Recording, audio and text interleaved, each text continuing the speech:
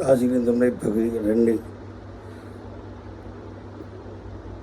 காலசுத்தத்துப்படி மேஷம் நெருப்பாகவும், ரிஷபம் நிறமாகவும், மிதுனம் காற்று ராசியாகவும், கடகம் நீர் ராசியாகவும் பிரித்துள்ளார்கள் ஜோதிடத்தில்.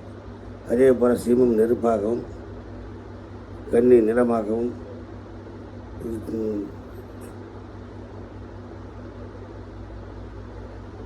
மிதுனம் துலாம் காற்று ராசியாகவும், விருச்சிகம் நீர் ராசியாகவும் பிரித்துள்ளார்கள்.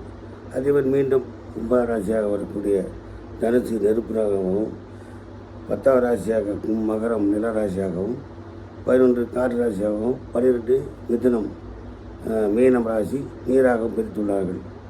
நெருப்பு ராசியில் பிறந்தவர் ராசி நட்சத்திரன் ராசி சந்திரன் நெருப்பீட்டில் அமைந்ததால் சூடான உடல், தீகாயம், சுற்றி புண் கட்டி அசுமையை கூட்டினால் சிறுநீர் உபாதைகள் வயிற்று வலி ஏற்படும். தொழில் வேலை லக்னம் இரும்பு சம்பந்தப்பட்ட வேலை, நெருப்பு சம்பந்தப்பட்ட வேலைகளை செய்வார்கள். இவர் எப்போதும் பரபரப்பாக இருப்பார். நிறராசியில் பிறந்தவர்கள் அத்தனை பேருமே ஜென்மராசி நிலத்தில் அமைந்தால் ஸ்லோ பர்சனாகவும் அமைதியாக இருப்பார். நிலம் சம்பந்தப்பட்ட கன்சல்டனாக, கட்டிட கான்ட்ராக்டராகவும் படபடப்பு குறைவாக காணுவார். ரியல் எஸ்டேட், விவசாயம், நிலம் சம்பந்தப்பட்ட வேலையில் பணிபுரிவார். காற்று ராசி அமையும். காற்று ராசியில் பிறந்தவர்கள் அலைபாய மனது, காற்று அதிகம் உள்ள இடத்துக்கு வீடு அமையும். தொழில் காற்று சம்பந்தப்பட்ட வேலைகள், ஃப்ளைட்டில் வேலை செய்வது, ஏர் ஹோஸ்டர், ஃபேன், சிலிண்டர், விண்டு மில், பைலட், பேராசூட் சம்பந்தப்பட்ட வேலைகள் அப்புறவார்கள். நீராசியில் உடல் அதிக நீர்த்தமுடையவராக இருப்பார். வீடு, கடற்கரை, ஆற்றங்கரை, குளம், கப்பல், நேவி போன்றவற்றில் இவர்கள் பணிபுரிவார்கள்.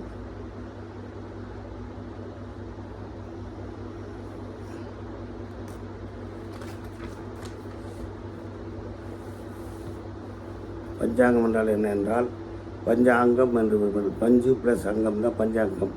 பஞ்சு என்றால் 5, அங்கம் என்றால் பகுதி. 5 பகுதி கொண்டது தான். இன்றைய நாட்களில் 5ம் சரியாக இருந்தால் நல்ல சுபமுகூர்த்தம் என்று கருதுகிறோம். திதி பஞ்சாங்கம் என்பது 1 திதி, 2வது வாரம், 3வது நட்சத்திரம், 4வது யோகம், 5வது கரணம் என 5 வகைப்படும். ஒரு திதி 12 டிகிரி பாகை கொண்டது. சூரியனுக்கும் சந்திரனுக்கும் இடையில் உள்ள தூரமே திதி எனப்படுகிறது. திதிகள் 15 ஆகும் மொத்தம். பிரதமை, திவிதியை, திருதியை, சதுர்த்தி, பஞ்சமி, சஷ்டி, சதுர்த்தி, சப்தமி, அஷ்டமி, மீண்டும் பிரதமை, திவிதியை, திதியை வந்து 9வது நவமி வரும். நவமி, தசமி, ஏகாதசி, துவாதசி, சூரியோதசி, சதுர்த்தசி என மொத்தம் 15 திதிகள் வரும். வாரங்கள் என்பது ஞாயிறு, திங்கள், செவ்வாய், புதன், வியாழன், வெள்ளி, சனி ஆகிய 7 நாட்கள் வரும். இதே போன்ற நட்சத்திரங்கள் 27 நட்சத்திரங்கள். அஸ்வினி, பரணி, கிருத்திகை, ரோகிணி, மிருகசீரம், திருவாதிரை, புனர்பூசம், பூசம், ஆயில்யம், மகம், பூரம், உத்திரம், அத்தம், சித்திரை, சுவாதி, சதயம், புரட்டாதி, உத்திரட்டாதி, விசாக, வருஷம், கேட்டை, மூலம், புராட, உத்திரடாம், திருவோணம், அவிட்டம், சதயம், புரட்டாதி, உத்திரட்டாதி, ரேவதி என்று 27 நட்சத்திரங்களும் ஆகும். யோகம் என்பது 27, 12 டிகிரி பாகை காணல். விஸ்கம்பம், பிரித்தி, ஆயுஷ்மான், சௌபாகியம், சோபனம், அதிகண்டம், சுகர்மம், திருதி, கணம், சூரம், கண்டம், விருத்தி, துருவம், வியாகதம், வச்சிரம், சித்திரம், வியாதிபாதம், விதிபாதம், வரியான், பாரிகம், சிவம், சித்தம், சாத்தியம், சுபம், சுப்ரம், பிரம்மம், ஐந்திரம், இந்த வைத்துருதி என்ற 27 யோகங்கள் குறிக்கப்பட்டுள்ளது. இதேமாதிரி கரணம் என்பது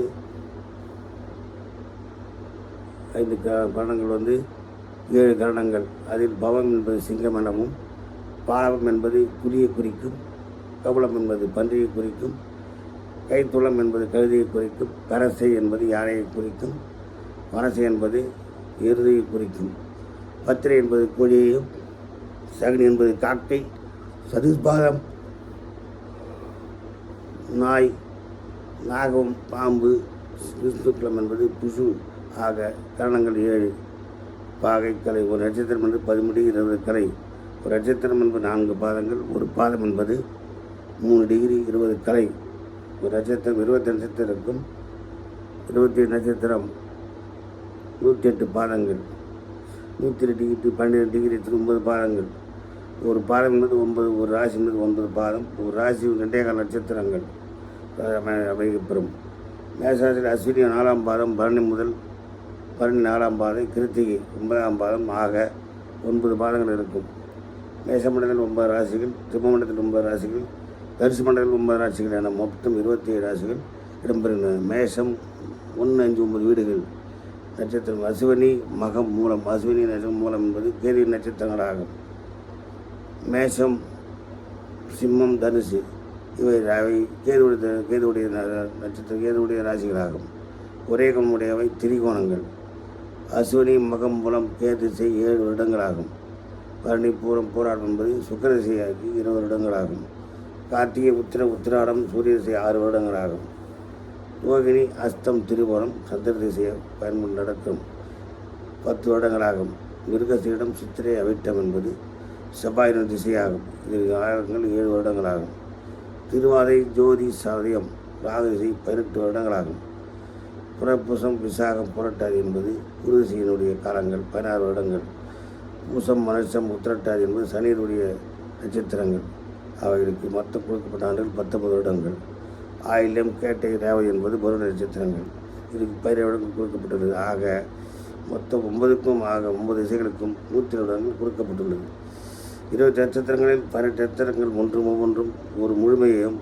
கிருத்திகை, உத்திராடம், சூரிய நட்சத்திரம் ஒரு பாதம் ஒரு ராசியிலும், மற்றொரு பாதம் அடுத்த ராசியில் இடம்பெறும். மிருகசீடம், திருவதி, சித்திரை, அவிட்டம். செவ்வாய் நட்சத்திரம் ஒரு பாதம் 1, 2 பாதம் ஒரு ராசியிலும், மற்ற 2 பாதம் மற்ற ராசியில் அமையும். புனர்பூசம், விசாகம், புரட்டாதி குரு நட்சத்திரங்கள் 1, 2, 3 ஒரு பாதம் ஒரு ராசியிலும், 4ஆம் பாதம் அடுத்த ராசியில் இருக்கும். ஆகவே இவைகள் உடைப்பட்ட நட்சத்திரங்கள் என்று சொல்லப்படுகிறது. தலையற்ற நட்சத்திரம் என்பது கிருத்திகை, உத்திராடம், சூரிய நட்சத்திரங்கள். தலையற்ற நட்சத்திரம். உடலற்ற நட்சத்திரம் என்பது மிருகசீடம், சித்திரை, அவிட்டம் என்பது செவ்வாய் நட்சத்திரங்கள். காலற்ற நட்சத்திரங்கள் என்பது புனர்பூசம், விசாகம், புரட்டாதி குரு நட்சத்திரங்கள். இந்த 9 நட்சத்திரங்கள் ஒவ்வொரு இப்படி பிரித்திருக்கிறார் என்றால், கணவன் மணி உடலுறவு தாம்பத்தியம் கொள்ளக்கூடாது, புது வீடு கட்டி குடி போகக்கூடாது, தொலைதூர பயணங்கள் மேற்கொள்ளக்கூடாது. மீறினால் உடலுக்கு கென்ற மலட்டுத்தனம் ஏற்படும். குடி புகுந்தால் வீடு பாழாகும். தொலைதூர பயணங்கள் போனவர்கள் திரும்ப மாட்டார்கள் என்பது ஜோதிட கூற்றாகும். எனவே மேற்கு நட்சத்திரங்கள் இடைப்பட்ட இடங்களிலும் பிழைப்பட்ட நட்சத்திரங்களிலோ, உடலற்ற நட்சத்திரங்களிலோ, காலற்ற நட்சத்திரங்களிலோ, தலையற்ற நட்சத்திரங்களிலோ சுபகாரியங்கள் செய்யக்கூடாது என்பதற்காக பிரித்துள்ளார்கள்.